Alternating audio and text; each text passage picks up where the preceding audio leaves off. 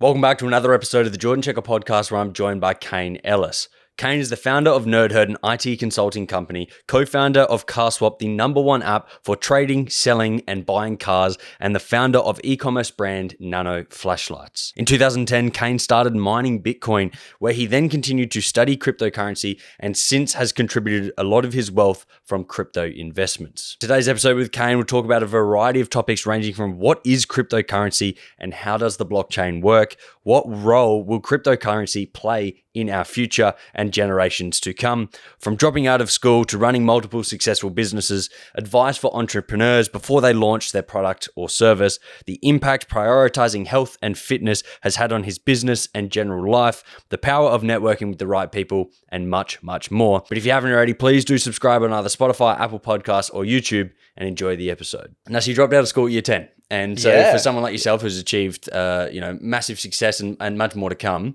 what was the reasoning behind that? Was school just wasn't for you? Yeah, so I mean, school was for me. Like I did all right. It's funny that you say that because I did like all right, like some subjects. So like English, I was pretty good at, but other maths, science, PE, like all those ones, I wasn't the best at. Yep. But I just excelled, like in IT, tech, the tech realm, so to speak, and from there, year 10, I pretty much had an ultimatum to make. I was doing certificate 1 in IT within my schooling, which I was very lucky to do. And I had the option to do certificate 2, certificate 3.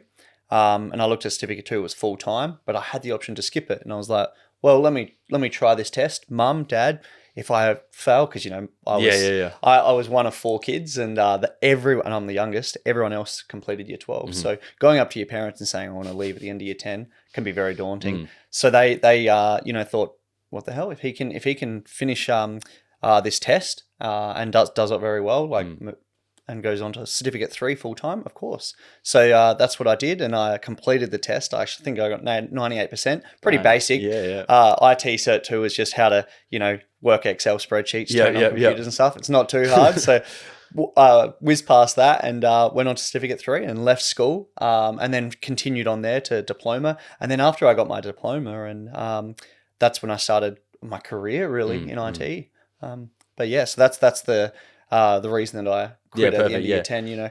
I felt like that was the realm that I wanted to be in, was technology. I think that's important as well. Like, it's so many people are like, I just hate school, I don't want to do it. And then they're kind of like in the mindset of just do nothing. It's like the context of what you're saying there is like you had a plan to execute off the back of the fact that the education, the normal system just wasn't suiting your goals, I guess, at the end of the day. Like, it's not because it was bad. And I think that's where people get it wrong. They just like try and shit on the system, or they try and, just want an easy route out. But you're like, no, I've found another road that I know this is what makes me tick. And here you are today is still in that kind of world massively. But back then my parents weren't sure because, they didn't really know my tech skills, and I was a bit of a gamer back then, as all kids are.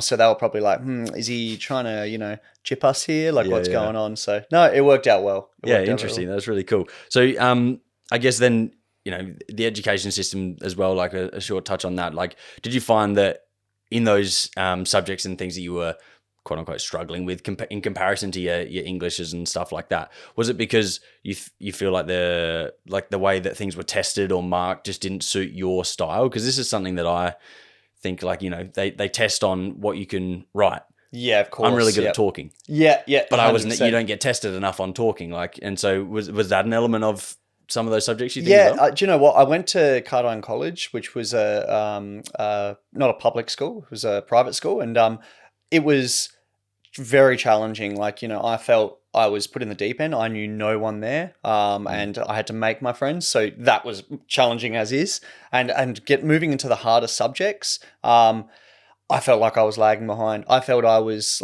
in basic math, very basic math, and I was struggling with that. That's how hard it was for me. And yeah, you're right. The marking system, was daunting for me. Getting percentages and you're always comparing to other kids as well, which I think is quite unfair. You know what I mean? I've always been very isolated, and going into that those tests just very daunting. Yeah. Especially when you really think you know nothing. Yeah. And my dad is he's been a teacher for 44 years. He just recently retired. Yeah, I knew and that. he excelled in maths. Yeah. So like I had the help right next to me. And I still had issues. I still had trouble, and I don't have any learning difficulties or anything like that. It's just that the maths was a really challenging for me. But now, I would like to think that I'm 20 years on, I would like to think that my maths is pretty strong. Like I'm good with numbers, especially in the crypto realm. You have to be. So I feel like that. Hopefully that answers that question. Definitely. But that's where I'm at. Bit of a double-edged sword there. It's like there's no reason why you can't learn some of those things as well. But at the same time, it's like touching and leaning into your strengths is a big part. And you would have, we'll dive into this later as well, more with the business realm. It's like getting people in and around you that maybe like fill the gaps of what your weaknesses are, maybe. It's like, that's okay. Like it's the fact that you were better at the IT, go down that route, or maybe that's for some people they're better at being leaders, and others want to sit back and kind of just do the work and grind it out. It's like there's different skill sets as well. And I'd just be interested in terms of like the testing model, whether with AI and things like that in the future. Maybe someone, a big business here is that that we can all take a test in a different way, the way that suits us best, but the marking then still comes out of course, very similar. Like, if I do an oral answer, rather than it being 250 words, I have 20 seconds to answer it. And then it kind of pumps out a transcript and the teacher just does it based off of that. And that's where I feel like school has got it wrong, is because it's based on like, literature and like writing and what you were saying before is you're great at talking, like, why don't they mark on something like that, like street knowledge or being able to do something with your hands? Like I was really good at building computers, and like I was doing that at the age of like 13, 14. So like, but I never got marked on something like that. In IT, it was all Photoshop and this and that, all the software elements. Whereas, I was really good at benchmarking or process of elimination, and you need process of elimination. That's how mechanics do their job as well, So I feel like I'm really good hands-on, and just the street know-how, I guess. Yeah, perfect. So you take that IT world and then you start mining Bitcoin in 2010. How the fuck do you get into that now? Once again, I'm doing the numbers and I'm like, it's that old, it makes me think of the old joke. At the time, I would have been 10 years old. So I'm like, oh yeah, I wish I just got on earlier when I was 10. And it's like, well, that's unrealistic. But 100%. What got you into that in the first place? Because that's very early days crypto, I guess. Yeah, for sure. 2009 was when it all stemmed. From a guy called Satoshi Nakamoto. Well, that's his alias. He's now MIA. No one knows if he's alive or dead. A lot of people claim to be him. Probably a smart play, isn't it? Yeah. For his safety as well. For sure. Could be her safety, I guess. We never know, really. Exactly. You can't judge. But basically, I got into it really early, and with I didn't look into it as an investment. Back then, I had a pretty good graphic card, and that was... The graphic card has little memory modules, APUs on it, and those things mine for algorithms, right? For the algorithm of just Bitcoin mining. And what that does is it overheats and like it uses a lot of your electricity. And that's how Satoshi Nakamoto thought about it. He's like, how can I give out these virtual coins evenly and distributed like way? And that's when he's literally given them out with energy usage, i.e. your computer running at 100%. And there's other applications that have done that before, like SETI at home. SETI at home is something that you can, it's search for extra intelligence like outside of Earth. And what you're doing is you're using your computer to analyze all the audio that these satellites are picking up, because obviously they don't have that many computers. They have supercomputers, but they don't have hundreds of thousands of computers. So I was doing that when I was young. I was actually using SETI at home when I was maybe 16, 17. And then when I was about that 17, 18 mark was when Bitcoin came out. And I actually came across it because it's a bit of a funny story. It was a hacking group called LulzSec, LULZ-Sec. And they were shutting down like these corporations. They were kind of like Anonymous, Anonymous. They were like them, but they were doing good, so to speak, but they were taking down these websites that shouldn't be up, and then they started attacking like CIA and such. Shit. And I was looking at them like closely, just like seeing what they were doing, and then on their website they had like donate to us, like if you like us, look on donate with Bitcoin. I'm like, what is Bitcoin? And not that I was looking to donate to them, but I was like interested in what Bitcoin was, and I did research on it. And there was no YouTube videos and there was nothing like that. Back then it was just bitcoin.org. And I looked at that, and I was looking at like how to start this process, or how to initiate, how to buy some. And back then in Australia, very hard to buy Bitcoin, like almost impossible. There was one exchange called, it wasn't even really an exchange, but it was called BitPiggy. And you would give them Australian dollars, and they would give you Bitcoin in return, and vice versa. You could sell for a bit of a fee. And it was instant. And so that was back in 2010, the early days before exchanges exist, anything like that. And I had one graphic card, and it was a pretty good one because, I said I was a gamer, and I started mining on it, and what happened was I started making about, I think back then it was about 2 to 4 Bitcoins a day, depending on the difficulty factor. Yep.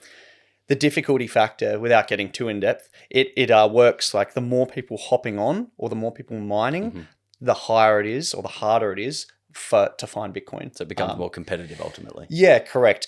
And the more graphic cards, or the more computers or supercomputers that are mining, the harder it is. The less blocks drop, meaning that you earn less Bitcoin as a shared pooler, because you're mining with hundreds of thousands of other people, and it's being evenly distributed to how hard you've worked.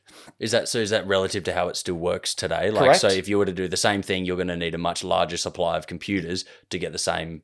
Correct. And 2 to 4 Bitcoin. That's why the profitability isn't there, because the difficulty factor, if you look up Bitcoin difficulty factor on Google, you'll see that it's well above the trillions. Like, it is so hard to find a Bitcoin block.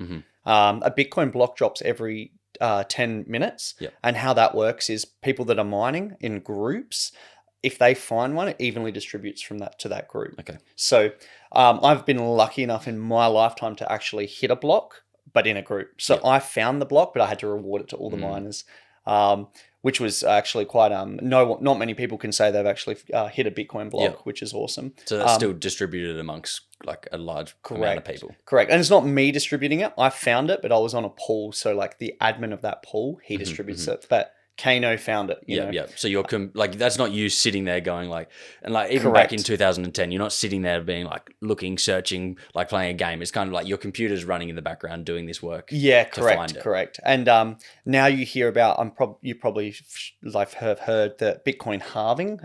What that does is, from 100 Bitcoins on every block every 10 minutes, it goes to 50 and then to 25, et cetera, et cetera. So it just keeps going down. So supply and demand's kicking in, and more miners are hopping up. So meaning that you're just going to get less profits. So right now, if you were to put $1 million into a Bitcoin farm, your return on investment isn't that large. But back in the day, when I was mining on one graphic card, it was, and it wasn't crazy value. I got into it about, I think, $1.60, $1.80 US, which is pretty crazy to think.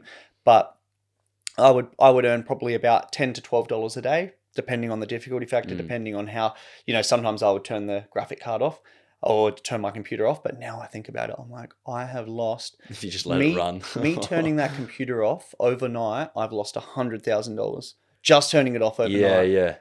In the long term. Yeah. So, you sitting there right now was not to have known that it was going to turn into what it is today. Correct. I would have made 1.5 Bitcoins overnight if I left that on. But mum, I'm 17. Mum back in the day, turn your computer off. You're wasting the power. And I was like, oh, mum, look, listen, I'm mining Bitcoin. I don't care. Turn it off. Yeah.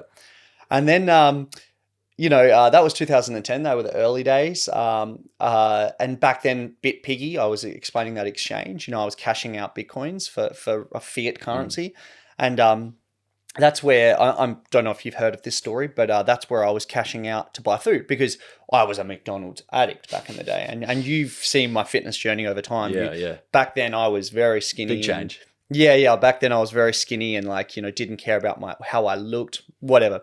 So, I was just a McDonald's fiend. So I was like, I'm going to cash out 4 Bitcoins. It was like 3.5, 4 Bitcoins back then on BitPiggy. And then it came to my bank account. It came to your bank account within like 24 hours. It was pretty quick though, sometimes within a couple of hours. And then I would go to McDonald's and buy my Big Mac meal. And so it's funny because I've still got the receipts today from the BitPiggy exchange. And you can see that I've purchased McDonald's for that 3.5, 4 Bitcoin. Yeah. So you're pretty much like that dude that bought a pizza or something for like His is much worse, 10,000 Bitcoins. So 3.5, 4 Bitcoins. But that was that was late 2009. Yeah. But my Bitcoin endeavors were crazy. You know, like I was very young, and I didn't really.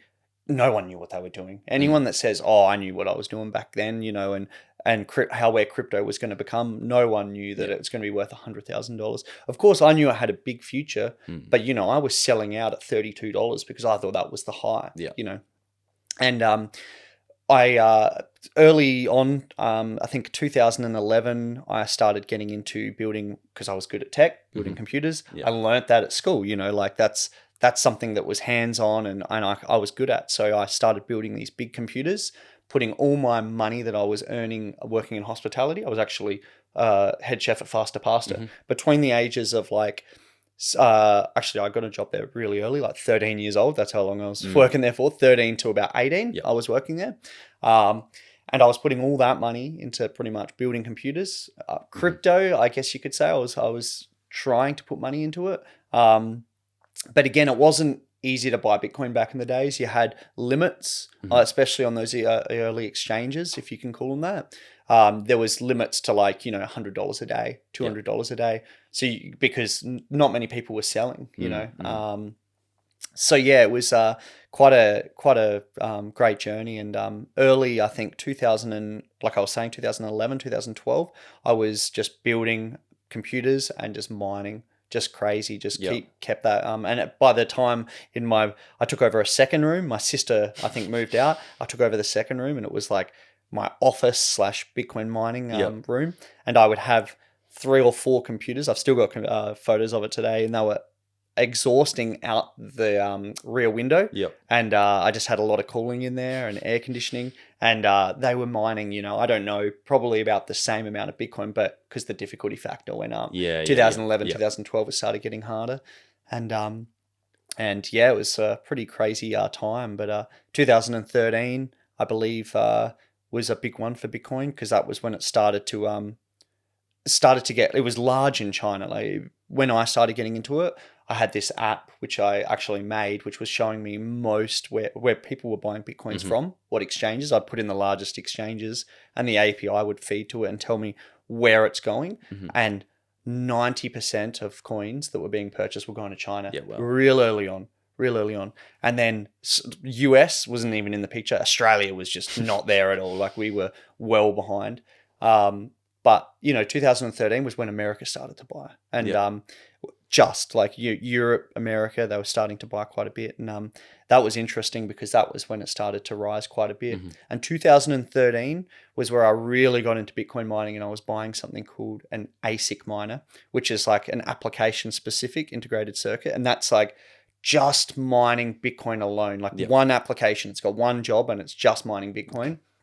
And I did that. I actually invested quite a lot of money. I borrowed $10,000. That's how much these miners were. And I think I was 19 back then. I was even younger, 18, 19, something like that. $10,000 is a lot of money. You're like, that's my faster pasta. $10,000 now is a lot of money. You know, like that's a lot of money. But I had to borrow the money. And I back then, I was too young to get a loan. I had no credit experience.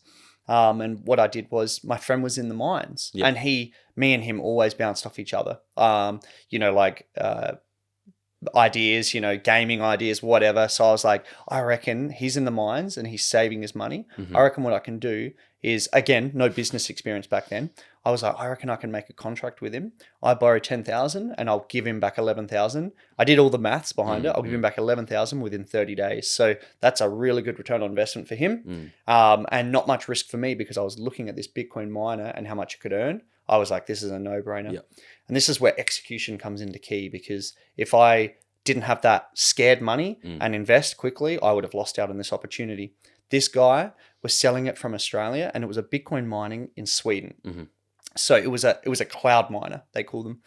And I was like, yeah, I reckon I can do this. I'll sign a contract with this guy and I'll sign a contract with my friend Mark to borrow this money. I did it all. I transferred the money overnight and he said, okay, I'll transfer it to you in the morning. And I was like, not a problem. And I had a signed contract from him. I had all his ID, everything. He was a bit in debt with his car and stuff. He needed to get rid of it. Otherwise, he would have kept it. But overnight, and I still remember this because I was working at a school, overnight, it went on like on Wall Street and it was like validated as like a trade economy. So like you could trade it on Wall Street almost like Bitcoin, like and it started to get a lot of like magazine covers, like started to be on the news. A lot of people heard about it and they're like, oh, I might invest in this early. Yeah. So it went from $150, $200 or something like that to $1,000. Keep in mind, I didn't have that miner yet. And when it went to $1,000, this Bitcoin miner, this ASIC miner, I still remember the brand. It was called Avalon. And it was valued. It immediately was mining like 2 Bitcoin a day, $2,000 a day. And remember, I signed this contract with both of these guys. I already transferred the money. This guy came back to me and was just like, and I'm still friends with this guy today that actually gave it to me. He goes, oh, look, Kane, like you've seen the value. And I was like, yeah, but think about it from my perspective. I've just taken out a loan. I've given you you've got the money in your bank account. We've signed a contract. It's like, okay, that is fair. I do understand. What I'll do is just leave it with me for 2 weeks and then I will give it to you. And I was like looking at the profits. He would make a lot of money in those 2 weeks. And I was like, a week and you got a deal. And he was like, done.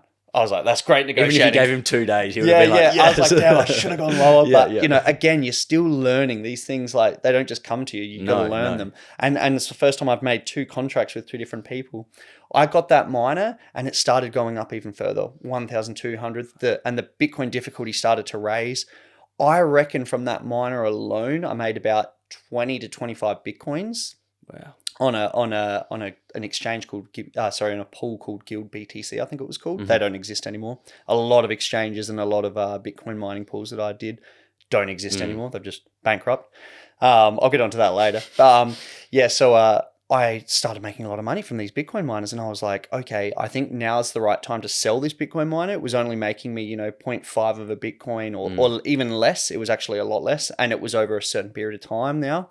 The difficulty was raising that much because everyone was like, oh my God, I can buy these Bitcoin miners. I can do all of this. And so, and wherever there is money, people will jump on, you know. So unfortunately, the profits started to deteriorate a little, and I was like, I'm going to sell this Bitcoin miner. I'm going to put it up for a lot. And I did. I put it on eBay, on all the forums. And even I think Crypto Talk, there were so many different forums back then. And a guy from the US wanted to buy it and he put in a bid for it. And I think he got it for about 25,000 Australian dollars. So, and I paid back my friend Mark, the money that I lent from him within I think it was about 4 or 5 days. And he was like, Kane, what are you doing? He's probably like, I should have asked for more as well. Correct. And he was like, what are you doing? I would like to, invest in what you're doing, and I was just like, it's called crypto. And I'll get onto him soon because he's doing very well in the crypto realm too. And it was a interesting experience, 2013. And I started getting into Bitcoin miners a lot, obviously in that 2013 era. And I think I started to buy Bitcoin miners left, right, and center from different companies. And back then it was a chip race. Yeah. By chip race, I mean the Intel race. So it was like a chip race to see who could create the best chip or the coolest chip and smallest that could mine the most. Yeah. And there was 45 nanometer chips that were mining crazy amounts. And there was this one company out of the US called Cointerra, and they started making these January batches. Basically, they didn't have any technology and they started making these batches that they're going to release in January. And I think at the time it was November. And they were like, if you put down a pre-order of $10,000, you can get your hands on one. And I was thinking that's too big of a risk. They've got no experience. They could be a flop. They might delay. So I didn't want to do that. And then they started releasing in January. And then they came out with March batches. And then January batches came out.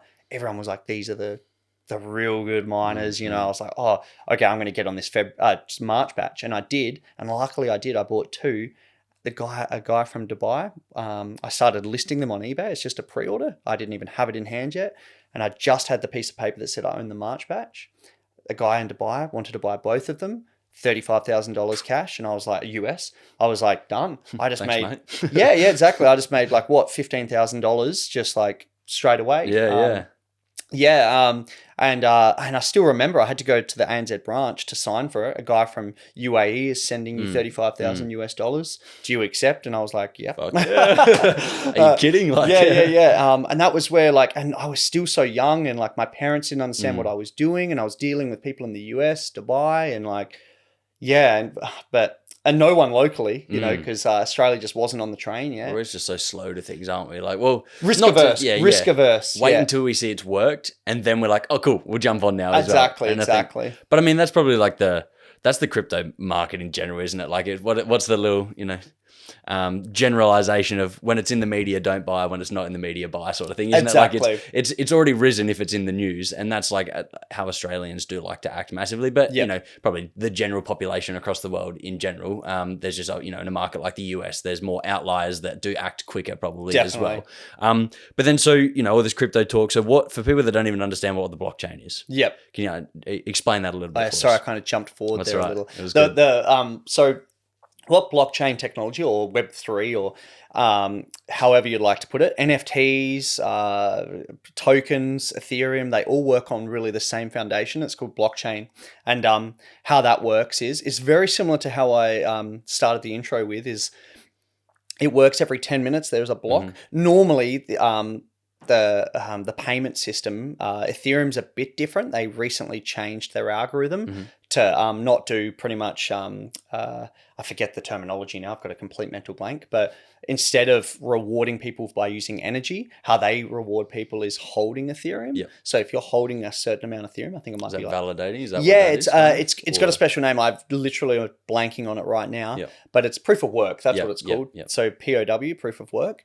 And how it works is, and a proof of stake, POS, is how Ethereum works. But how a blockchain is technically working is it's sending, and this is proof of work concept. It will, it's very hard to explain. If you have a piece of paper, it's a lot easier to explain. But how it works is, if Kane wants to send Jordan cryptocurrency or just Bitcoin to make it easy, is I'll send you 1 Bitcoin. Then what happens is it goes through the graphic cards, how I was explaining before, it goes through the miners, and it has to go through 6 miners to get confirmed. 6 miners across the world. And this is where they come into play, because they're the security. They're like the foundation of the blockchain. And it goes through each one of those 6, and they get rewarded a certain percentage, and then it goes to you eventually. So, you know, now it takes quite a while to transfer Bitcoin, but back in the day it was almost instant. But now there's so many transactions. The more transactions, the more congested the network gets, as of anything. But that's predominantly how blockchain works. And blockchain is also a certain amount. So, you know, Satoshi Nakamoto, what he's done 21 million Bitcoins in existence. And right as of now, I think we're at like just under 20 million. Could be about 19 to 20 million, I believe. And it's getting slower, as I was explaining, the halving. So, and also every 10 minutes, it's giving out less and less Bitcoin, and more people jumping on board. So meaning that supply over demand, the value is just going through the roof. So Bitcoin has, and in our lifetime, we will never see that 21 millionth Bitcoin be mined. And even when it does get mined, it will be very, very, very, very small percentages of Bitcoin still being distributed. So it will be, beyond our kids' lifetime, it will still be being mined. You know, people will still be. But it just reduces massively. Correct, because you need those miners for transactions to go through. So is this where, like, so people obviously like the concept of cryptocurrency because it's a decentralized currency, and that's, well, obviously, so Bitcoin is a coin, it's a type of cryptocurrency. So for people that kind of think, you know, crypto is Bitcoin, it's like there's other currencies as well, or coins as per se. But in the way that, like, you require these people to have the computers and their mining and things like that in order for this to work. That's kind of, would that be a semi comparison to being like, you need a bank to hold the money? Like, that's the system that is in comparison to the community is the bank. Yeah, exactly. So to speak. Yeah. We are the centralization. So, you know, like if it was only 2 people mining, they would have a monopoly. But because there's so many people mining and there's so much of a benefit to be mining, a lot of people are jumping on board. So it's a great thing. And, you know, a lot of banks, you know, don't really like that system, obviously, decentralization. But at the same time, I kind of can tell who's transferring to who, and a cryptic expert can actually see who's transferring to who as well. So, like, you know, you can see large transactions, and normally, you know, it's an exchange. So, you know, at the same time, there is no anonymity to it, I guess you could say. It's still, you know, there's still traces, and I can see every transaction. So if I know your wallet ID, I can see what you're spending your money on. Obviously, I don't know what you're buying, but I can see how much is being spent. Jordan sent out 1.5 Bitcoin today, you know. Okay. But so, that's still the attractiveness again, is like people were like, well, I don't really care who sees it as long as there's no control over the money and the currency. Correct. A little bit more. That's why people like the decentralized part of it. Correct. You know, like ANZ at one time froze my accounts because they thought I was doing suspicious activity. I was just buying Bitcoin. I was like, well, I'm not allowed to do this. That's control, you know, like exactly. Whereas that would never happen in crypto. You know, like Bitcoin, Satoshi Nakamoto isn't going to just block my account because he thinks I'm doing suspicious activity, you know. So would there be the potential that he has the ability to still have control as the owner, as per se, of that crypto? So it goes back to the community again. So bitcoin.org, if you go to that website, you'll see a wallet file, right? You can download the wallet and you can have it on your computer, and I can transfer Bitcoin directly to your wallet. That's the original file that Satoshi Nakamoto has released. Now, everyone, millions of people have downloaded that wallet, including exchanges. They use that. They use a little file in it called a wallet.dat. And if you take that wallet.dat file, you can technically steal someone's wallet. It's like me stealing your wallet right now. That wallet.dat or data file is where your coins are stored. And Satoshi Nakamoto has released that in 2009. And since then, devs have touched it a tiny bit. But for him to come back into the picture, he would have to verify who he is by doing a massive transaction. And he's technically, people think that he owns 15% of the network, which is, you know, a lot of money, billions. And if he was to transfer that and just to one wallet to another, he could verify that it is him, and people would get scared. You know, people would be like, oh, wow, he has a lot of control over this network. And, but to change, it would be very hard. It would be very hard. Like, he can't really just manipulate Bitcoin right now because that file is already out. Millions of people have downloaded it, and we're still using that same file. So for him to come out and be like, use my new file, people would be like, nah, stick clear of that. Yeah, exactly. Is it more like the manipulation then of like what, you know, commonly known as like a whale. Someone has massive amounts and they're buying and selling in big amounts, and that's where you start to see I've done a brain fog as well. Like the volatility of the market is due to if people are massive people. He would need over 50% to monopolize the market, but he could definitely manipulate it. And but he would be shooting himself in the foot. He would be creating like his own genocide. Like, you know, you look how much money he has. Yeah, because of course, this thing of course. well. Now we know he's alive. He's done so much. You know, he's the cause of that. I'm trying to think of that brand, Silk Road. You know, like he's.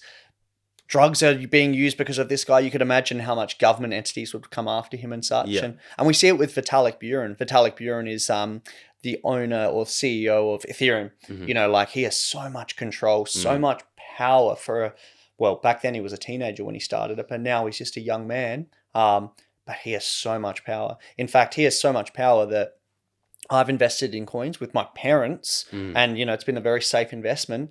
And he has just done one thing and it has changed the course of our earnings or our profits. And just by saying something. Like, you know, someone to that much power, especially that young. And he's very socially awkward. You know, he's just a programmer. Yeah, massively. And I'm not sure if you've ever spoken to a programmer. Well, not all programmers, but, you know, I'm just saying the ones that I know. Generalization. Very not like socially there. And, you know, like when you're talking about running a business that's in the billions and you're just a programmer, you see it with Mark Zuckerberg. You know, like you've seen his movie. Sort of thing, you've seen his movie. Like he doesn't care about money. It's just, you know, his network has to stay up. He could lose billions, but his network has to stay up. And that's what happened with Vitalik Buterin. His network was getting so congested because people were buying meme coins, you know, back in 2017 to 2021, meme coins, and still today.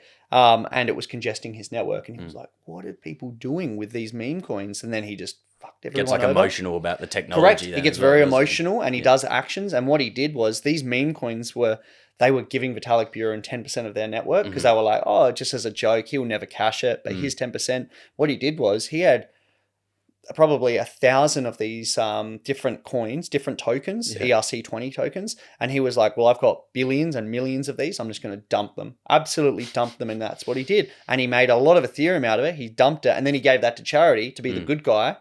But what he did was he didn't realize when he dumped it, a lot of single mums, kids that had investments in this coin, including me, including my parents, they all lost because the coin just went boom because he just cashed out. And he did that to spite everyone. He did that to be like, leave my network alone. But he very tunnel vision, narrow minded in the approach to some of those. Correct. He things doesn't that he's understand doing. what he's doing, but everyone thought he was the good guy. Oh, he's giving it to charity. He's Yeah, a yeah, great guy, you know, billions of dollars. And it's just like, you don't understand what you just did. Yeah. There's two sides to that coin. Yeah, though. of course. It's like, yeah, cool, you're giving it away, but Yeah. it had to come from somewhere It's in the first almost place, the didn't reverse role of Robin Hood, kind of like, Yeah, you yeah. know, well, I wouldn't say my parents like are really wealthy and all the kids and single mums, they're not wealthy, but they're taking from them. And Yeah. I think that naivety as well, isn't it? Like if he's not really understanding he understands only what he knows. Yep. And then he started to play in another ball game when he started to, I guess, play some of those things as well. Yeah, correct. So then touching on meme coins, I guess, like, you know, the infamous Dogecoin, I've seen a few of your run-ins with Doge as well. Like, you know, some have had some nice holdings and then maybe should have held a little bit longer, or was it the computer or something disappeared? Yes. Yeah. But like the context, like everyone goes, oh, meme coins, they're useless, they're this, they're that, but they still make people a lot of money. Like Correct. It still seems to be something that people are investing in and buying into. Are they just they only really do one cycle and then we kind of see them disappear? What's the whole hype around it? The funny thing with Dogecoin, just touching on that stemmed from Australia. I'm not sure if you're aware. That was started, I believe, Sydney, and an American programmer, I'm pretty sure he worked for Adobe. He started it as a joke. Yep. As a meme. And back then it was the Doge or the Dogie meme, Yeah. whichever you like to call it. Yeah, so Doge really started then, and he was like, I'm just going to create this as a joke. He actually started it, chucked it on a few like Reddit pages and just like posted it everywhere, fell to sleep the next day, kind of started going up. And I got into it really early. As you've seen that video, that TikTok video, that actually went pretty viral, that video. It was pretty funny. But I bought into it real early. 2014 was when it came out, and I still remember because it was the first meme coin. Yeah. And I was like, what is this? And I still remember I went balls deep in it. I reckon I had about 53 Bitcoin at that time. And you know how they say never keep your eggs in the one basket? I had my eggs in all the one basket. I just put 53 Bitcoins down on Dogecoin and I just went crazy on it. And back then it didn't go as like crazy as I would have thought, but I made some money on it, but I was really careful back then and I cashed out pretty early back into Bitcoin. I never really cashed out for fiat currency. Never really. Like I always just kept using that to build a bigger portfolio in crypto. So, and at the time, 53 Bitcoins was probably only worth about, 2014, I think it was still about that $1,000 mark. I could be wrong, but it was, $50,000 is a lot of money, but back in then, comparison to today's value, though, is very different. Yeah. But my return on investment, I was really only $10,000, which I gave back to my friend. So realistically, I was out of pocket like nothing with that 53. So, and when you're young, you got that 53 Bitcoin, you don't think of it as 53,000. I didn't work really hard for that money or cryptocurrency. So I was kind of done with it. And I was like 53 Bitcoin into Dogecoin, and which I think at the time, on that video, I could be wrong, about the 22 to 24 million Dogecoin. And that peaked at an all-time high of about 90 cents to $1 Australian. So you look at the value there. But it peaked, only recently when Elon started tweeting about it. Yeah. And that gets back to, the power kind of, the power that people have over these community coins. It's the same with stocks and NASDAQ, ASX, but that's actually like illegal to do. You can't really be, you can't be a subsidiary of a company and, I guess similar to like Elon's power and, tell everyone to invest in something. The SEC will get you straight onto you for that if you're starting to endorse all these different companies for your profit. Like we started a coin, we went to Elon, and you called it CarSwap or whatever it was. CarSwap coin. And you went into him, and then you told him like, "Oh, I'll give you a large chunk of it. I just need you to post it on Twitter." Correct. Highly illegal. Correct. And for crypto, it's kind of new. For shares, people or stocks, people have been doing that for a long time, very long time. A lot of people have been jailed for it. A lot of people have done fraud for it. Like it's a big thing, including let me think of his name, John McAfee. Yep. The guy that owns that antivirus company. Yep. He used to tweet back in the day, and a lot of crypto OGs will remember this. He used to tweet back in the day, invest in this coin, and there would be people that set up bots that would immediately get the 3 letters of the coin and then invest. And they would invest big amounts and the coin would just go like this. He constantly did it until SEC got onto him. And then, for other fraud as well, he went to jail and unfortunately got killed in jail. Killed himself. But and I still remember to this day, you might not want to put this on there, but I still remember to this day, he literally said, if Bitcoin ever reached 100,000 US, he'll cut his own dick off. I still remember he said that. That was back when it was real early. And that was a tweet. Look at it. That was a tweet. I'm sure you can find it on Google. We'll have a hunt down after. We'll pop it up on the video and the clip after. But I'd still remember that. And, the Wilkenvoss twins, there's so many success stories in Bitcoin, like the Zuckerberg twins, from Mark Zuckerberg, the twins from Facebook. I'm not sure if you've seen the movie. Okay, well, the movie... I've seen the movie, but I'm kind of like, it was No, that's okay. The Wilkenvoss twins are they're the two guys that thought of Facebook, and then Mark Zuckerberg technically stole it. Yep. They sued him. Yep. They got... no one knows the settlement, but everyone recommends, everyone says roughly about that 100 million, but it could have been a lot more. And they invested a lot of their portfolio in 2012, 13 into Bitcoin. Best investment they've ever done. Now they've owned exchanges, and their net worth just from that investment alone, crazy. But they're not complaining about Facebook anymore. No, exactly. As it would have been nice, but we've done well enough. We've completely forgotten about that. No, but they've done really well out of it. Yeah. So then with crypto in general, I guess the technology, correct me if I'm wrong, doesn't really get used like massively. Like if you say someone launches a coin or whatever and they're like, this is what our coin is good for. How much of that is like, and that starts to go up in value? Is that purely going up in value based on feelings and people buying it?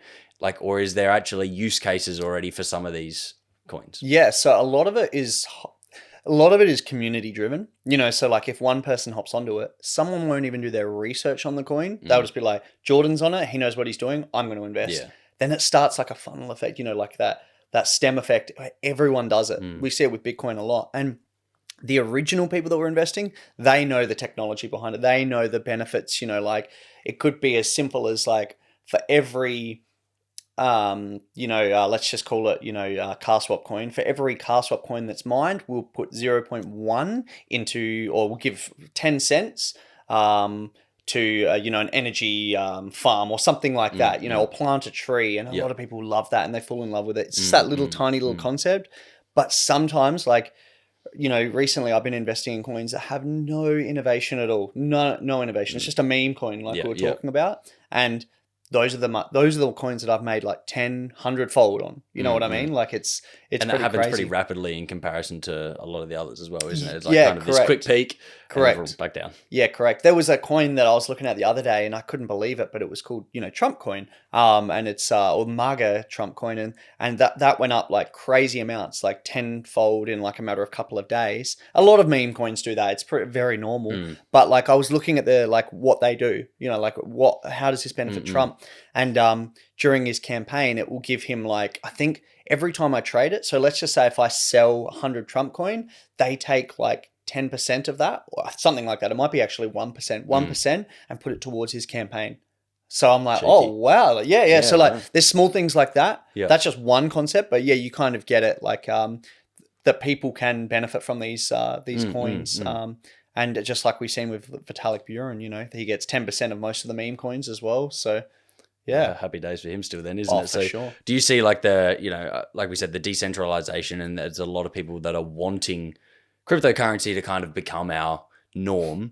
Now, obviously banks and institutions aren't probably a fan of that idea. Yep. Do you see that being something that's like potentially could happen in the future? And like will happen? Well, I think so, because like I had a chat, I actually held like a conference with like a meetup, I guess, with Binance Australia and a few other subsidiaries of like Bitcoin, and we had a chat with all of these CEOs and CFOs, and a lot of people were saying that Bitcoin isn't classified as an asset, and realistically it's not. Like like people, I could hold 100,000 Bitcoins right now, and it really doesn't change my wealth as such. You know what I mean? Like I can't go to a bank and be like, I own 100,000 Bitcoins, give me $1 billion loan. You know what I mean? Yeah. You can't work like that. It's not like if you went to them and said, I own 15 apartment buildings. Correct. They're like, bank, sign whatever the fuck you want. Like, here's your $1 million for your next house, but they're starting to. That's the thing. I've heard that there's cases in the US and overseas that people can prove that they own this money, and the banks will lend against it. So It's starting to, and I reckon in answer to your question, I definitely think it can be classed as an asset and almost is as of now. But it's the banks, whether they like it or not, they're kind of going to have to deal with it. The only way you can stop Bitcoin is turning the internet off. That's the only way, because there's millions of those clients running, the ones that I was telling you about. There's millions of those wallet clients, and they're all running, and you can't stop it. You can't IP block it. You can't port block it. There's nothing you can do. You only have to shut off the internet, which is almost, can happen, but almost impossible. Yeah, well, that would be, imagine the catastrophic effect on a country's economy or something like that as well. Like, they'd be like, cool, while we can do this, it's actually going to cause more issues for us in the future anyway. Yeah, correct. Like, because how many people have businesses online? Like, it's, yourself business online. I've got some business online. Like, it's, the infrastructure cannot be stopped. Everything would be just come crashing down. Like, people would not be spending money because they wouldn't have any, because that's where a lot of people make money as well. So, definitely. So the banks have got to get along with them, or the cryptocurrency, because if they fight it, they definitely can fight it. And, you see it in different countries. Like, I believe, I could be wrong here, but I'm pretty sure China and Russia have banned it, and a few other countries. A lot of people have welcomed it. Like, El Salvador literally only use that as their main cryptocurrency. Wow, their really? currency. Yeah. That's incredible. So, and I believe they still do. That was as of like 3-4 years ago, but they still do. Whereas like Russia, China, and a few other little countries, you know what I mean, like other countries, they have banned it. And you can't just ban it, but the government can, what's the word that I'm looking for? They can control it. They can say like, we seen Jordan transfer Bitcoin, or, how did you get this asset? You use Bitcoin. That's it. You're out, kind of thing. Whatever. Yeah. So you can only really patrol it, but you can't ban it. Like China still use it today. They're one of the largest still that use it. Yeah. So it's one of those things that, it just can't be stopped really. Yeah. But Is that where the banks maybe, is it like in America, like they just start their own ETFs, and so like, or like the more on the stock exchange, they kind of trying to integrate the crypto correct. lingo, or I guess. Or they create their own, using blockchain technology. Like China are working on something, or they already have actually. I just haven't looked too far into it. The crypto world is changing so fast. Even I can't keep up to date with it. Even Binance, so the largest exchange in the world, they have to like do so much research. They have people that work within that company that just research, because people come to me and like, have you heard of blah, blah, blah, blah, blah? And I'm like, nah. And they're like, wow, really? So many people are doing it. I'm like, yeah, but it's just There's changing. so much going on. Like, have you heard of this coin? Nah, don't know anything about it, So, it's just changing and evolving so fast. A very similar conversation to like the AI and AI tools and all those sort of things. Like, you literally cannot keep up with it all, even if you tried. And I think the more you accept that and the more you lean into just getting really good at like the main tools or something like that, and say with crypto, like, it's, if you don't have heaps of time to spare, don't just go around trying to find all these little coins. It's like, look at the main infrastructure, look at the main concepts, the big coins, and if you don't have that massive time investment to learn yourself, because like you said, like, you don't want to be going in blind. Because even for the ones that you think are secure, things can happen. Like, and it has happened plenty of times. Definitely. There's been a lot of rug pulls. I haven't been a part of one specifically, but I see a lot of it. Rug pull means you've invested quite a lot of money, and the owner or the founder or something has happened, and they've literally pulled a rug, and you've lost everything. Like, you're still standing there, but there's nothing underneath you. And the coin has gone to zero. So that happens a lot. And I was telling you before, I was touching on it. A lot of exchanges that I have invested in, or not invested in, I've just been hold money in it, have gone bankrupt. Rug pulled me. And so many of my friends have been done. Like, I was talking to a guy the other day. He had, I believe it was about 6 Bitcoins. He sold silver to buy it. His dad's silver that he gave him. He sold it and bought Bitcoin. He got 6, and he put it in an exchange called Crypsy. And that was an American exchange. They went bankrupt. They shut down. They took everyone's coins, and then it just vanished. And because the SEC and like all these government entities, they don't know how to patrol it. They're like, well, this guy said he had roughly about $1,000 worth of Bitcoin in your exchange. How do we prove it? We can't really. It's a whole case in itself, let alone millions of people and like crypto here and there. And how much is it worth? How much, like, and how court cases can take so long. Like, how much will this Bitcoin be worth in 4 years? This guy's Bitcoin, this 6 Bitcoin is now worth, close to $600,000. But at the time when the exchange went down, it was only worth like 6,000. So like, so they're only going to validate from the time. correct, but like, correct. And you still see that today. There, BlockFi. My friend recently got an email from them, and anyone that's watching this that had invested in BlockFi or held money there, they're paying out from 2-3 years ago at this low point. And it's just like, it's unfair, and like and they're getting away with it. Like they're And so is there a way to protect yourself? Like back it up? Like can you back up your wallet or your what you have on those exchanges somewhere? Well, that's the thing. That's how BlockFi worked, right? It was an interest-based account, and this is how the banks see it now. Is that when you're holding Bitcoin, just how a bank works. You give a bank $100,000 of your money, you earn interest on it. Same thing with BlockFi. You gave them 2 Bitcoins, and over time you would earn interest on it. You'd be getting paid out, sometimes even in fiat cash. Yeah. Your bank account would just be going up, which is great. And that enticed a lot of people to jump on BlockFi. But what happened was BlockFi did the typical thing where they couldn't pay out their customers. A guy came and said, I want my 10 Bitcoins. And they were like, we don't have that, or something like that, or multiple people came at once. Were like, we need our Bitcoin back. And they're like, shit, we don't actually have that much equity. And authorities and regulations are now starting to come into fruition right now to say, like, if you don't have the amount of funds, similar to how a bank works, if everyone went to the bank now and withdrew money, they have to legally, they have to have that amount and give it back. They can't lend it from another exchange. Whereas a lot of exchanges are being busted because they don't have enough funds, to pay back their customers. But yeah, so it's a very interesting concept, but unfortunately, I've invested in, given a lot of the exchanges my Bitcoin or cryptocurrency, and they've run. I can name more than fingers than I've got on my hands, you know what I mean? Like that have run. I'm just going to quickly tap a jump off. No, not a problem. You're burning up. So then diverting away from crypto a little bit, obviously you're massively in the business world. I can talk about crypto for a long time. We could keep going, but so, in what was 2017, I reckon I saw that you had about three income streams you were slogging away. Now a lot of people would say, stick with one, build one, and then diversify later. What was the kind of concept and reasoning behind some of that? I think, you've always got to have your foundation job. A lot of people are like, I'm going to quit my day job to start an app. It's like, it's easier said than done. Like, you can create an app for probably less than $10,000 overseas, that's great. But like getting users requires a lot of money, it's similar to like podcasting, like getting people following, it's going to require a lot of marketing, a lot of virality. You know what I mean? It's like, it's one of those things that just takes time, and you need a foundation job to actually provide for your ventures, I guess. So, I mean, like I told you before, I was working all the way up until, 18 in hospitality. And then I started into schools, and I started working like just doing tech in schools, all the IT infrastructure, everything.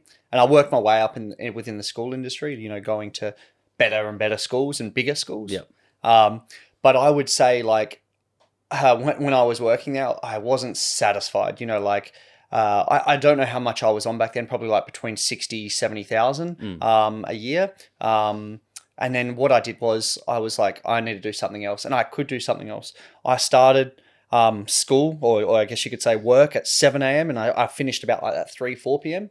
And then from there I used my a company that I started in 2000, and actually, I was about 18 when I started it, so I think I was about 2010, 11. I started this company called NerdHerd, and NerdHerd is just tech consultancy. If Jordan needed his computer repaired, I would be there and I would repair it. But it can go as large as like a company, like for instance, like Dermot. They might be like, hey, we need new cameras, we need a new phone system, and we need our mail service full. I would do all of that, and I would give them a quote up front. So I was a consultant, and I started working within some large companies, and from there I actually got a contract. This was my contract that I got at an insurance builder, and I started earning quite good money there. And I was working from 7 till 3-4 at the school, and then at about 4:30 I would go to this insurance builder, and I'd be there for 3-4 hours, and I did that for years. So I was working kind of like 2 jobs, 2 income streams. But that's when I bought the Maserati. Because I was like on a good pay packet, but I worked hard for it. I wasn't given it. I didn't get it from Bitcoin, Yeah. But in saying that, not my first car, sorry, second and third car, I did use some of my Bitcoin funds. That was when I did cash out, and that was a stupid decision because I was buying stupid stuff like cars. But you got to have fun in life, That's how I see it. Do you think that's an important part of also egging yourself on to continue the journey? What's the point of all the time and effort you're putting in if you don't spoil yourself a little bit as well? 100%. And it's the same thing with not getting back onto crypto, but for instance, so many people have asked, when are you going to cash out? And I'm like, yeah, it's a good question. When is the right time? 100,000, million, 500,000? People normally set those milestones, but whether they go through with it, so that was pretty much the endeavor there. Yeah, perfect. And then so is NerdHerd still a thing today as well? Yeah, so NerdHerd's still running, and I still get contracted. Well, sorry, I don't get contracted anymore, but I still get jobs here and there for it. But it's mainly just legacy clients that I've grandfathered over time, and just I won't be taking on new clients for that. And I did have someone. Actually, I had two guys working for me. But again, I had to oversee a lot, and it took a lot of my time. So yeah, at the moment it's just me running NerdHerd. But when I get busy and such, I'll still call one of my employees to help. So it's still working. And I even sometimes repair computers in my spare time. A client will call me up that I've just been working for the last 10, 15 years, and I'll help him out. But I think that's cool as well. It's kind of that. Isn't that half the reason why people want? We'll call it success and money in your life, is so that you can kind of do the things you really wanted to do without the worry of, does this make me money? Does this not? It's now you can do those things and be like, oh, cool. I'm doing it because I want to and because I can. Yep. You're not doing things because you're forced into situations as well. Yeah, correct. And I think you're never too big to do something small.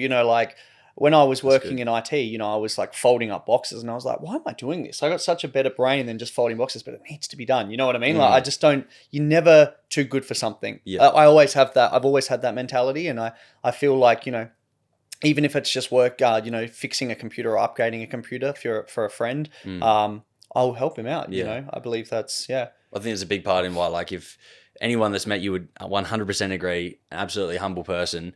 And that's a big part of it. If you have that mindset that you're not looking down on these jobs either. Correct. Because as soon as you start to really hold yourself I'm better than this. Yep. It's that frame of mind. It's maybe you're capable of more, but it's you start stepping on people, I think, a little bit as well, which is you're right. pretty amazing that you have that mindset. But then 2016, CarSwap's born. Yes. Where the hell did that come from? Yeah, so that was actually stemmed. I went on a rally called Bull Rush Rally in 2000. I think it was 2015, 16. I could be wrong, somewhere around there. And that's a rally around Australia. And it started in Adelaide. And at the time, I had my Mercedes C63, the orange one. Do you remember that one? Yeah. Sweet. So I had Beast that. Of a car. Yeah. And I remember we went and we all met in Adelaide. And I'm not, me, I'm not a partier, I'm not a drinker. And we went out to this club to meet everyone that was in the rally. And we parked at the Intercontinental, we left all our cars there. And I was like, I'm the only one in Adelaide that's going to be doing this rally, surely. And then I went up and I think we had 2KW, I think we had drinks there. Shit, yeah. And I met this guy from Adelaide called Cyrus. Yeah. And I was like, who is this guy? And then it all came to me who it was. I was like, this is that guy that drives in a Lotus Elise with a Stormtrooper mask on. And in my head, I'm like, what a douchebag. And here we are today. Yeah, I was like, what a douchebag. But I didn't, I obviously, I respect the guy. And I was like, I needed to hear his story. And I was just like, and I was like, oh, I think I remember you. Yeah. And he was like, yeah, I waved you on Hindley Street a couple of times because he used to wear this mask on Hindley Street. And he actually got done by a cop. And you're legally allowed to wear a mask while driving, actually. Okay, yeah. And he fought it. And I think he won. And the advertiser got a hold of it and everything like that. But that's another story. That's funny, as. But yeah, I met him there. And we obviously, if you have, I'm not sure if you've met Cyrus, but he's similar to me, very good talker, very good socially. So we got along really well. And at the time, he had a concept. He had an idea, and he even had the sticker on his Lotus CarSwap. So he had it all ready and all planned. And his idea for it was very rough. He didn't even really know what it was at the time. He had a very rough prototype that wasn't even really working. Then I looked into it some more, and actually on the rally, we CarSwapped. So like, and I did it with quite a few people, and then we're yeah. like, we should create it upon this, like temporary swaps. And he was like, that's a great idea. So we worked on it even further. Me not even asking for anything, or like, it was just like, I'll help you with your idea. Yeah. I do that with a lot of people. But then it started to gain a little traction, and I thought this could go somewhere. So I was like, Cyrus, I'll help you. Let's do this together. And like with my mindset, business background, like we can do this. So from there, we were working at his house and we were working on a prototype. We got it finished. We put it in the App Store, 2016, October, I think it was, after the rally. And it just didn't go well. There was no users. Like we had an app and it was working. We're like, great, we published it. It takes a lot to publish an app, and then especially to get accepted by iOS, the Apple Store, Android's fine because you can just chuck it on there. The Google Store is perfectly fine. They don't even really do testing. You could be crashing and they would be like, yeah, it's good. Yeah. But whereas iOS, they do thorough tests on it and decline it if it's not there or if it doesn't meet their standards. Yeah, wow. Certain different money, just in case you're money laundering or something like that, the way that your transactions are done within the app, all these small things. But either way, we got accepted. We were celebrating, and I still remember we were at his house, and we're looking at the projector, and we're looking through our users, and we were on our app, and I was like, Mum, brother, Cyrus, Kane. I was like, oh, we're at the end. I was like, oh, okay. Hopefully tomorrow. Oh, one new user, Dad. Oh, and it's so hard. And I stress this to everyone, like getting users or getting customers isn't as easy as people think. Everyone can start up an e-com store. And I see it all the time. Like, I've only had an e-com store for the last 2.5 years, 3 years, but getting customers is one of the hardest things. But once you understand how to do it and the marketing strategies, that's when you can really start, building your brand, building your customer base.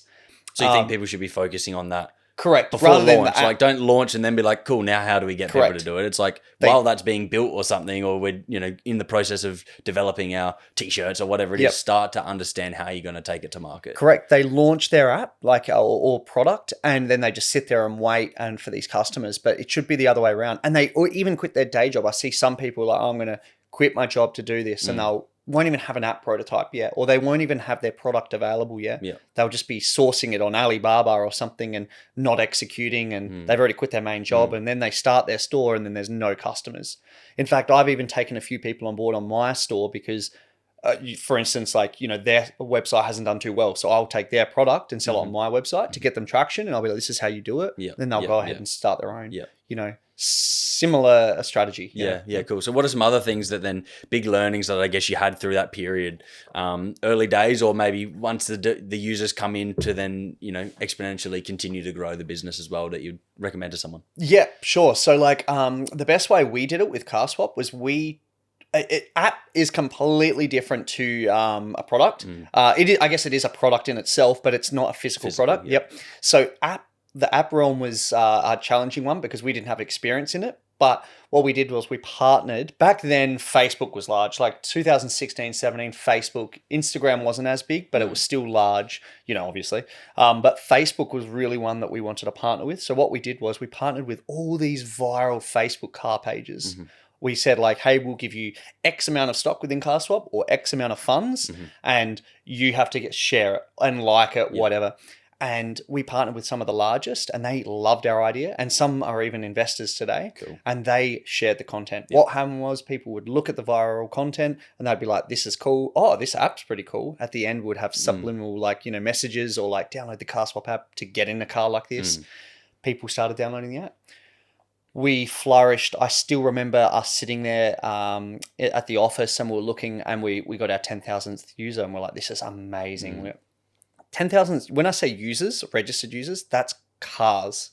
Cars within the app, not just people that are searching. Not an account. Correct. So like now we have over 200,000 registered users. Wow. So that's pretty cool. In my opinion, like, you look at some of like the largest platforms, or the largest platforms in Australia, they don't even have 200,000 users, I won't name any apps just in case my numbers are wrong, but there's a lot of apps out there that have got $50 million acquisitions or like valuations, that have a lot less users than us.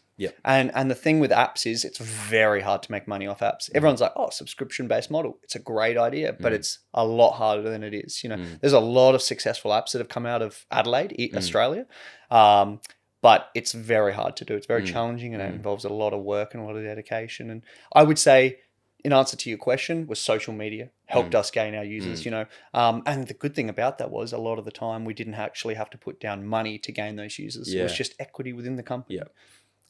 Especially early days, I guess that's really powerful as well. If you don't have investors with money, or you don't have lots of money yourself, you're like, how can I find ways that I don't have to pay necessarily upfront either? Like, it's maybe they get paid as the results start to come in from them, and it's like a shared distribution. And then once we have that money, now we can start to look at paid advertising and other things as well. But the good thing was, it was a double-ended sword, right? Because the content that we were making was viral content. So it was like great for their page. A lot of the time, like between you and I, and the viewers, but we got some, I think, so impressions roughly on Facebook right now, if we were to post a bad post, it wasn't that viral, you're roughly looking at about 200,000 impressions.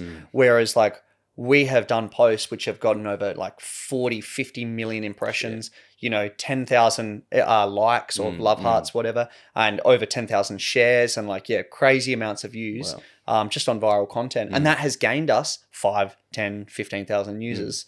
And still use that strategy today Correct. as well? Yep. We still post once, twice a week on Facebook. If you go to CarSwap's Facebook page, you'll see it there. And that gets most of our users today. And we still get a lot of users daily signing up to the app. A lot of people are posting their cars. Worldwide, we have users in Kazakhstan. We have users mainly in Australia. We're targeting Australia. You know, we went to the US very early on to take our same strategy that we use here. But over in the US, there's so much competition. A lot of people do this, but it's good to make this mistake early on. We did it very early on. We went over there and we learned that there's 7 platforms like Car Sales, like CarSwap, that are all competing neck to neck, and they're all over a $10 billion valuation. And no one over there pays for leads. Whereas here, a lot of platforms charge $100 a lead, or it's roughly about $100 a lead. So if Jordan calls a Ford dealership and is interested in, you know, whatever, an old Ford Falcon, that's cost the dealership nearly $100 just for that phone call. Whereas we don't do that. CarSwap doesn't do that. We charge $1 per lead just to kind of shove it to those competitors. And also on top of that, we have a subscription-based model. So they will pay monthly. And you've probably seen it during COVID, especially. A lot of people wanted localized traffic. We do the LED screens. I'm not sure if you've seen that. See them everywhere. Dealerships have been using them for the last 10 years in Australia, not in the US, nowhere else, just in Australia. And so we caught onto it pretty early, and we've got a sister company that we work with that provides us the LED screens, and we did everything in-house to make these trailers, and we would take them to dealerships. And now that's a subscription-based model in itself, then the app and the leads. So we've got 3 income streams just from the one app. It's pretty amazing. It's just smart. But to the point of the build one and then you diversified, I guess, in that aspect, didn't you? Massively as well. Like that was a big pivot in business. We call it a pivot. That was like going from app to LED. You know, like I don't think any app has done that. You know, like fair enough. You know, like Airbnb. You know, own a bit of real estate, so they've got their app, but then also real estate. But these LED screen strategies are better return on investment than real estate. It was a great pivot, and we're concentrating a lot. And now the LED is one of our main incomes. So and it's a great thing because we also own the asset, and technically it's a motor vehicle, kind of, because it's a trailer. So a lot of banks like it as well because they see it as an investment. Cool. So then with now also what you do with like Nano Flashlights and things like that being more a physical e-commerce product. So you mentioned that it's a very different way of how you go about like finding your customers and getting people. What are some of the key differences that you kind of feel like you had to adjust when launching Nano Flashlights? So the funny thing with ecom was the difference between the app and ecom was I used Facebook in a completely different way for the app. We never paid for ads. We paid specific pages to share, but that wasn't going to Facebook directly. You know what I mean?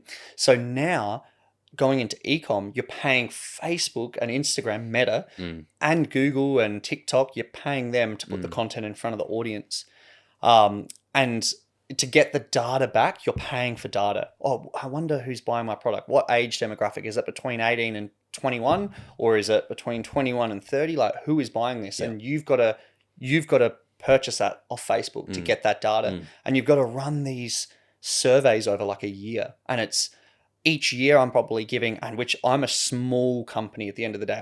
Nano Flashlights is very small, very infant stages. And I'm giving Facebook or Meta $200,000 a year. So like, and I'm small. Imagine the medium and large companies. Like I heard Udi, my friend Davey, actually, he is spending roughly $1 million every 30 days. Whether that's gone up or down since then, but that just shows you, I think his brand has done over, I could be wrong here, but it's about 550 million between all his brands, which is pretty crazy. Yeah. I think Adrian Portelli said similar with LMCT. Yep. It's like everyone's like, oh, just start a giveaway thing. He's like, you do not understand how much marketing and advertising and how much he spends to get, like, he's everywhere. You go on your phone, he bloody pops up all over the place. Yeah. It's like, that's not free. Like, no, definitely. And it's hard to create viral content on giveaways and such, like not many people are sharing it and such. Whereas if you're paying for it, a lot of people will enter, And yeah, it's been a very interesting realm to learn Facebook and Instagram marketing. And it's been a crazy endeavor. Like, the first year I was learning and I spent a lot of money and wasted a lot of money, and a lot of people give up there, but I just kept going. So yeah, it's a tough one, and both markets were completely different. But touching on that, like 30% of my total revenue is basically given to Facebook. Yeah. And 30% of my customers come from email marketing. So I concentrate a lot on email marketing, and that's where it comes down to AI as well, because a bit of AI sometimes creates my creativity and my copywriting as well. So, but a lot of it, I put a bit of touch ups in it because AI is not perfect, but still I work with one of my employees on doing email marketing, and 30% of my income comes from email marketing, which is like such an old school way of thinking, but it's where the money comes from. So I concentrate on that a lot, email marketing and the funnels and I guess it's just, once again, like, it's tapping into what's working for your business, the demographic, the people you're targeting. Like, you're not targeting 16-year-olds compared to selling a fidget spinner. So emails, the demographic maybe is a little bit more on there as well. Like, it's and just playing into those, I guess, strengths and weaknesses as well. Now, for someone that's never studied business and who's done very well in business, what's some advice like you give to someone that's their early stages? They're like, I want to be an entrepreneur, or I have an idea, I have a product, I want to start getting into business.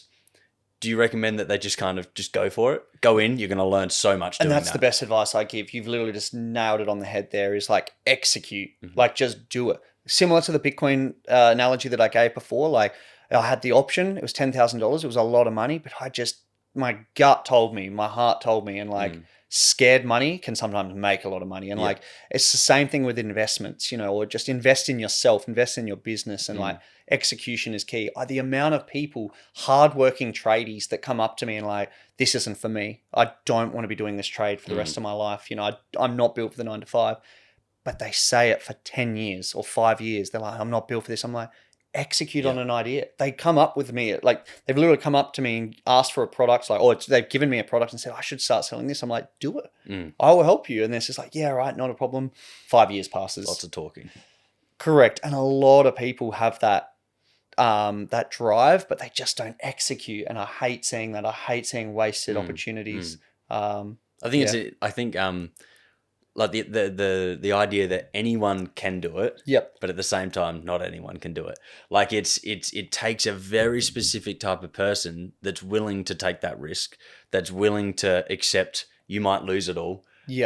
But you're going to learn so much as well. And it's the like you said before, like, it's when most people stop, that's when you just need to keep going. 100%. Because like you just, it's like the typical picture of like, what do they say when someone's like mining and the diamonds are like right there and he goes home, versus the guy that keeps going even though he's there for a lot longer and he gets it all. Correct. So you just got to keep going.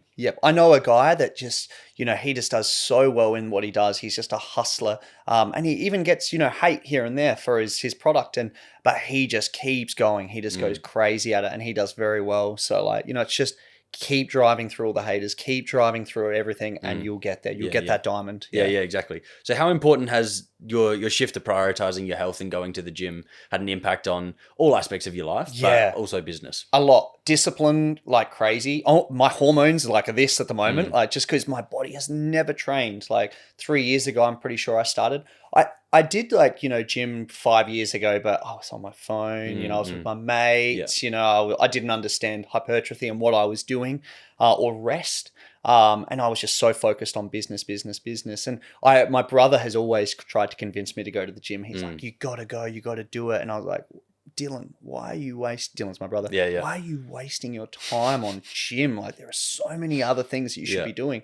But now I look at it and I'm like, it's not just gym. It's like it's mental fitness. Realistically, like you're driving, you're obviously getting a lot healthier, but at the same time, you're just working on yourself and you feel a lot better. You feel like you've done something, you've achieved something. Like, in the business world, it takes me like, I could like 3 weeks to get that same satisfaction of doing a workout, like an hour workout. Like, I feel like I've done something. And yeah, I started the gym properly was when I did my shoulders. I had a bad skiing accident.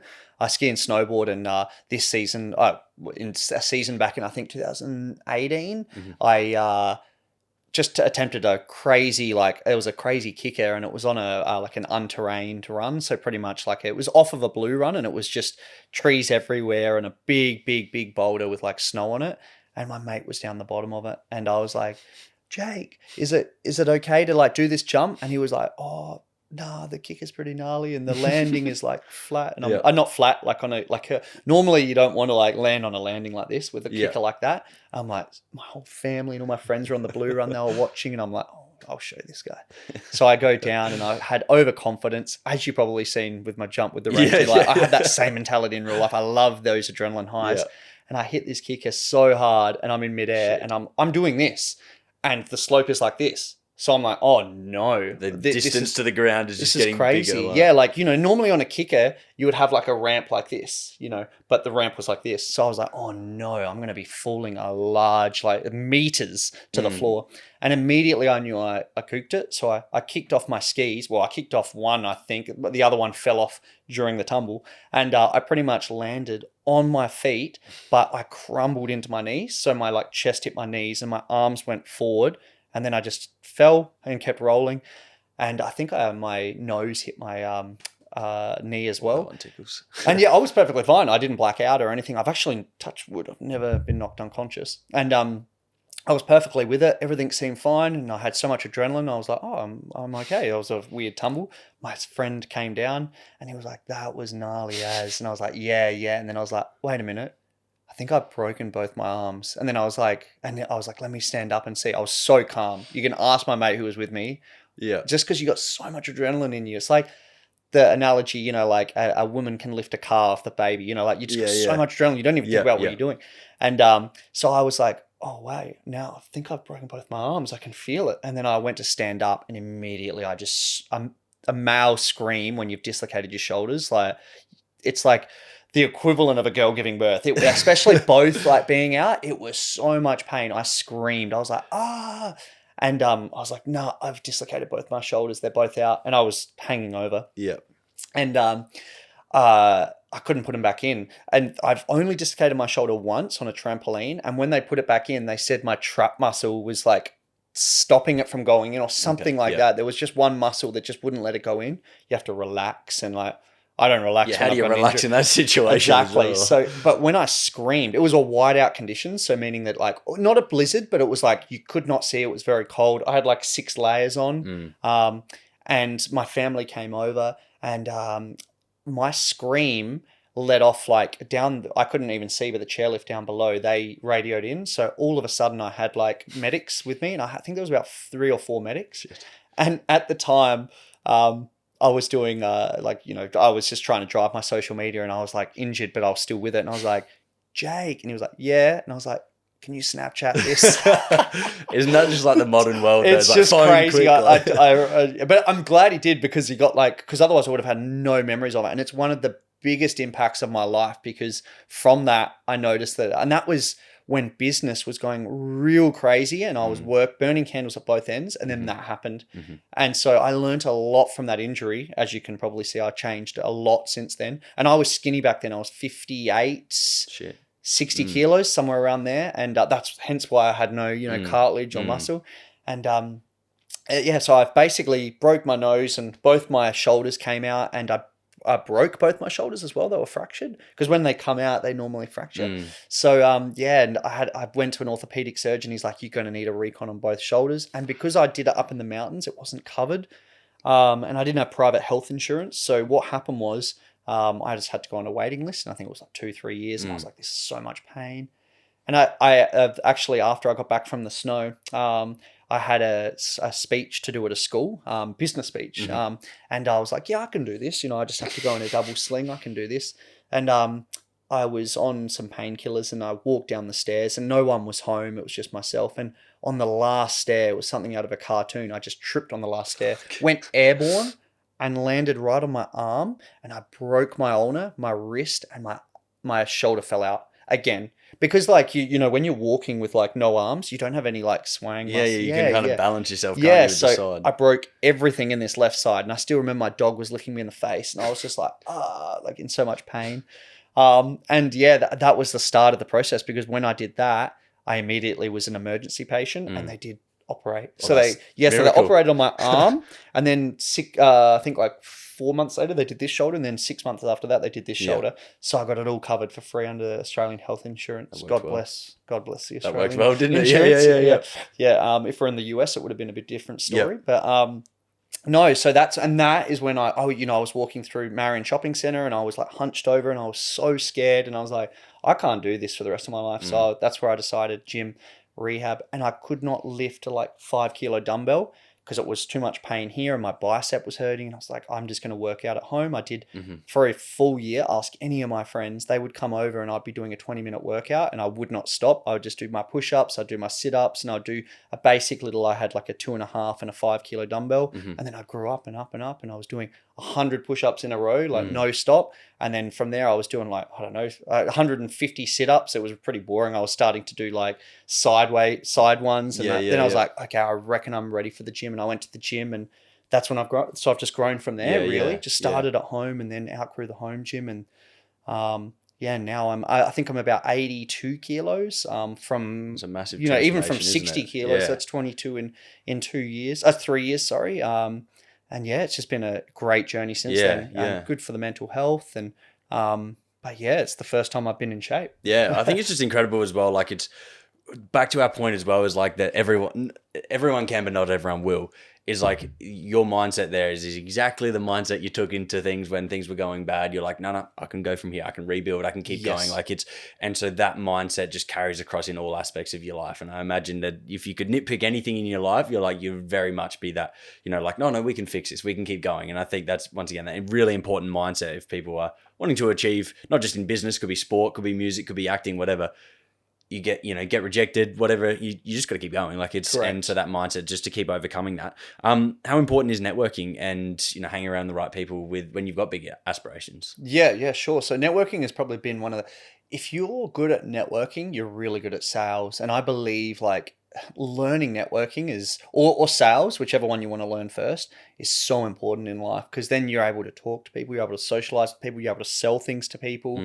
I've had some very hard decisions in my life within sales, and I've always managed to get it across the line. Well, most of the time, some sales I've lost, but I believe networking is key, and most people will say that you are the person that you hang around with or the 5 people that you hang around with. And like, if you want to be successful within networking, hang with someone that's really extroverted and is good with networking, and you'll learn from them. I had a guy that I used to work with within the schools who was very introverted, drove, I think an 86 at the time. He was very to himself, but he did like cars. And I got to know him and we spent a lot of time together and obviously at work. And eventually he decided to buy, the new Toyota 86. He had an older one and he bought a new one and he started networking and socializing. And now he has come out of his shell and he is doing very well for himself, and he is loving life. He's gone from introverted to, which is perfectly fine being introverted. I'm not saying it's a bad thing. I'm just saying like if for what he wanted, he definitely wanted to strive more. He definitely wanted to network more, but he just couldn't. He didn't know where to start. And, having that nice car helps because you can network with people. And that's, you know me, I've always had nice cars in the past and that's definitely helped me excel because, they've been a bad investment, I think the Maserati was, just south of 250,000, but and I think I sold it for like 120, 130,000, but I had it for 5 years, Yeah. and I met so many people, including at the time, I think was when I actually started CarSwap. As I was technically like starting CarSwap, I already had the Maserati. You see what I'm saying? So like the networking helped there a lot as well, and build and get investors for the app, and people think like they don't really think of you differently, but you're taken a bit more serious. You know, they're like, oh wow, he's got the nice car and such. He clearly knows something. And he had it before CarSwap. It's not CarSwap hasn't earned him this Maserati. So like, what was he doing before? Oh, that's great. He owned NerdHerd and he was doing very well, and like he worked within schools, so he knows what he's doing. He knows how to run a business. I like CarSwap. I'm going to invest. That kind of mentality. Whereas, it attracts bad attention too, But other than that, it was, it's been a great experience and helped a lot with networking. But yeah, to answer your question in long term is it definitely helps to network and be extroverted for sure. Yeah. Even if like, you're networking on social media, which is, what you're even trying with this podcast, it works very well. A lot of my friends I've met through TikTok. I don't think I have crazy amount of, I think 150,000 on TikTok. I don't really concentrate on it much anymore, but in 2019, 20, during that COVID era, I was concentrating on it a lot, and I met some of the best people through TikTok. And I see it a lot, even like some of the people that I hang with that are doing very well in the TikTok area, they've met crazy people, like when I say crazy people, like, A-list celebrities and such through it. So it definitely works on social media platforms too. It's not just in person. Especially if you hang around, like you want to meet people that are in the social media world, and you go good on TikTok, then you got to meet people in the social media world. If you want to meet business people, then maybe a podcast or go to business events and all these sort of things as well. It's like playing in the field that you want to network with those people. Correct. Yeah. But how does it, like, it's easy to be like, oh, this person, I want to network with him or her. Do you have to offer them something? Like, what you don't want it to be like this one-sided being like, you give me everything. Is it important to still like refer on to them that you're giving them an investment? Or? That's a hard one, because like at the same time, like I've never really gone to some individual and offered them something to like work with them or anything like that. To my knowledge anyway, I probably have, in the smaller areas, but what I've wanted to do, if I've ever wanted to connect with someone, I'll bring my sales experience into it, and I'll be like, I want to go. I know he goes to this gym. I'll work around his gym. I go to the gym. Yeah. Like, I'll work around him and like, just like get to know him that way. You know what I mean? Kind of not like force. Obviously, there's a bit forcing you going to the same gym as him, but you're not like on social media like, hey, let's hang. I really want to like get to know you. Like, it's more so like you're just going to the gym. You're doing what you normally do, or like or for instance, like. I find in sales, you're doing very similar tactics. They may sound a bit cliche-ish, but like, you're still doing something that you love, and you're meeting the person in their natural environment, I guess you could say. And how I met Davey, for instance, was we just had mutual friends. So that's another good thing. Like, mutual friends that I knew from a long time ago. One of them was from business, and then two of them were just, in fitness industry.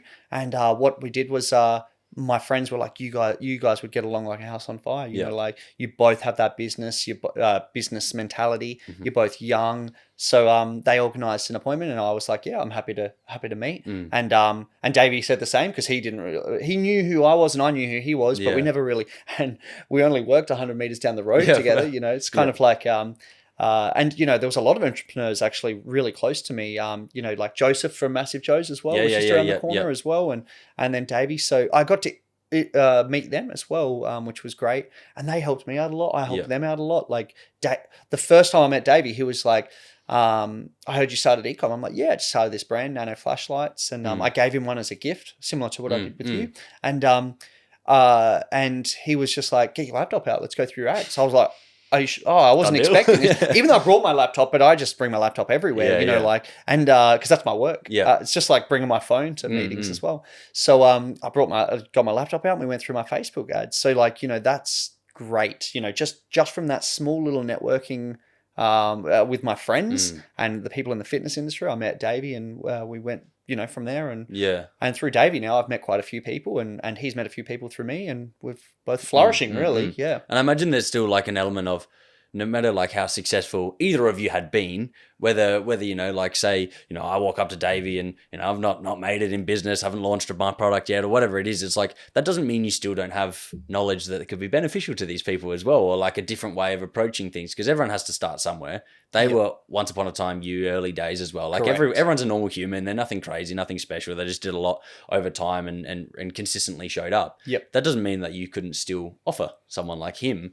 On the flip side of that, you start to, the next time you catch up, you're like, oh, I was actually looking at your website and that was my expertise. And your website actually is missing this, and it could be better there. And he's like, oh, I didn't think about that. Like maybe not him specifically, but that person may not be an expert in what you're an expert in. Yeah, as well. of course. For instance, with the app, like CarSwap, for instance, like Davey hasn't got an app, you know what I mean? Or I don't think so anyway, but, so like I could give him advice there, you know, or like the logistics of it, or looking for investors for apps, like, because it's a strategy in itself. Like, looking for investors for an app is very hard, and finding it and proving what do they want? What is an investor looking for? Like, are they looking for high growth users, or are they looking for revenue? Yep. And that's the balancing act. You got to kind of do both. So, yeah. Most important question of the day: if the Cybertruck comes, are you getting it? Oh, for sure. That's just an investment like that. Yeah. Obviously, that a lot of people say they hate it, they love it. There's you never like on the fence about it. Like, oh, I don't mind it. It's either you love it or you hate it. But I've never seen one in person. I normally go to LA like once a year, and that's where they built, my friends keep sending me them from LA. Like, oh, I've seen 2 today, this, that. And I'm like, oh, damn. I need to book a flight. Just go check it out. But no, for sure. It's a great investment because, especially right now, like, I think they're selling like, you're not really allowed to buy and sell them. But people are doing like contracts on the side, like 2, 3, 400,000. Is that an actual thing that like Tesla have said you're not allowed to buy and sell them? Yeah, but Ferrari has done that, like Porsche have done that. Like, if you buy a brand new car with them, you're not allowed to resell it for higher amounts. I don't even think you're allowed to resell it. I could be wrong there. There's a big contract, but it's not a law. It's just a frowned upon kind of thing. Like, and they will stop selling new cars in the future. Yeah, okay. So Tesla have got the same deal, but it doesn't really stop you from doing like a side contract. I could be like, oh, I'll sell Jordan my car in 12 months for X amount, but I'm giving it to him now, and then you would transfer the cap, whatever. You can. I would assume you can still do something like that. But yeah, that's that. My plan is definitely to get the Tesla for sure. If it comes to Australia, that's a big if. Yeah. Legalities are dictating right now that it's too wide, and like they've made it smaller for LA roads, but it's still large. It's fucking huge, isn't it? It's bigger than an F-150 still. So like, that on our roads. Then plus in Australia, we've got legalities behind stainless steel. Like the last stainless steel car that we had was like the DeLorean. Yeah. And if you have a head-on crash with a little Hyundai Getz in that stainless steel vehicle, that Getz is just crushed. Stainless steel will not fold. Off pretty much. Yeah, and stainless steel will not fold. So it's like there's a lot of legalities which I don't think it will make it to Australia, unfortunately. But even my pre-order alone is worth quite a lot of money. Similar to like what I was talking to you about before with the Bitcoin miners. If I went to go sell the pre-order, I was one of the first in Australia. Like as soon as they announced it, which was pretty late on Australian time, I literally pre-ordered it. So and I can't remember how much I put down. I think it wasn't even much. It was like $100 or something. That's what some form of investment in. Yeah, correct. Sort of and thing, I think I can cancel it any time. And obviously, if it doesn't come to Australia, they give you a deposit back. But it's still a good investment to hold. I think when it comes to Australia, it might be a bit over $100,000, but still, be a pretty cool thing to see on the road. So. I think as well. Like it's like one of the things. It's like, does it really matter if the car is good, if it's up to the standards of what people want? I'm like, dude, look at it. Like, well, I mean, the cool. DeLorean is known for its unreliability. You know, it was like a turbo car and small cylinder, and like it's so heavy. Yeah. But look how popular it is. I think a DeLorean now is 100,000 plus for a good condition one. Wow. And it's just like, it's just a collector's vehicle, and I think that's going to be what the Cybertruck is. They're not taking any more sales for it at the moment. Okay. Yeah. You can't buy one. Like, I think it was only open for like a month or two, the pre-orders. Yeah, it's interesting. I guess it's the story again, isn't it? There's marketing. He's done very well with that. So it's interesting. But no, I really appreciate your time today, Kane. There's so much there, lots of value. No, definitely. And I really appreciate it. Thank you. No, not a problem. Good to be on it. Thank you. Cheers. Perfect.